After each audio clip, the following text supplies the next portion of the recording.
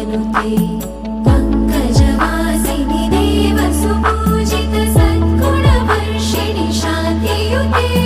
जय जय हे मधुसूदन कामिनि आदिलक्ष्मि जय पालय माम्